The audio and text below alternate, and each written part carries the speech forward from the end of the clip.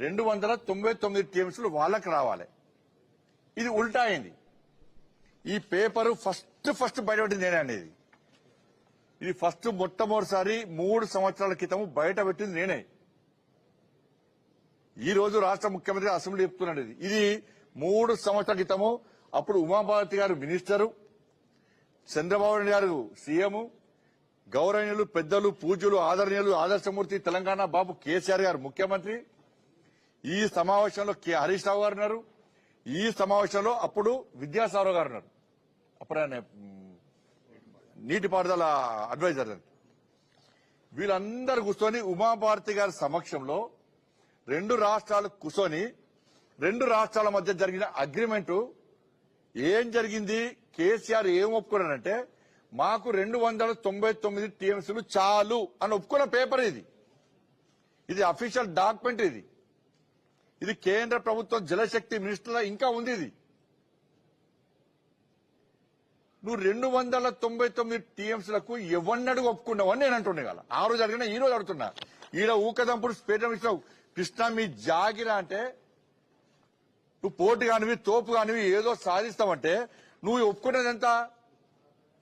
299 టీఎంసీలకు ఆ రోజు ఎందుకు ఒప్పుకున్నావో కేసీఆర్ దగ్గర ఇప్పటికి సమాధానం లేదు. ఇప్పటికి లేదు. ఇది మొట్టమొదటి బయట పెట్టింది నేనే, రాష్ట్ర అధ్యక్షుని గారు. ఈ డాక్యుమెంట్ బయట తీసుకొచ్చింది నేనే. భారతీయ జనతా పార్టీ జలశక్తి మినిస్టర్ గజని షెకావత్ గారు అరే మేం చేయలేదా, ఎవరు అన్యాయం చేయలేదా, అన్యాయం చేసింది కేసీఆర్ అయినా అని చెప్పి నన్ను పిలిచి డాక్యుమెంట్ ఇచ్చాడు.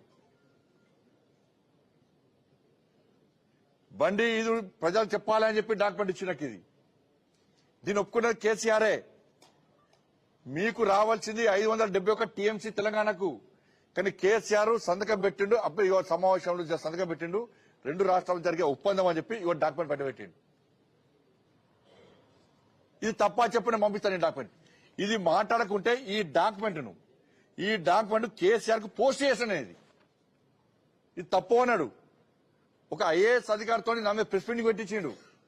నేను మాట్లాడేది తప్పు అన్నాడు. తప్పు అంటే ఈ డాక్యుమెంట్ పంపించాక ఏం జరిగిందంటే ఇంకో ఐఏఎస్ ఆఫీసర్ ఏం చేసిండు, కేసీఆర్ తెలియకుండా జలశక్తి మినిస్టర్కి లేఖ రాసిండు. ఏం రాసిండు అంటే సార్ మాకు 571 టీఎంసీ రావాలి, మాకు 299 టీఎంసీలే వచ్చినాయని చెప్పి ఇంకో అధికారులకు లేఖ రాసిండు. ఒక ఐఏఎస్ అధికారము ఒక లేఖ రాస్తాడు, ఇంకో ఐఏఎస్ అధికారం ఇంకో లేఖ రాస్తాడు.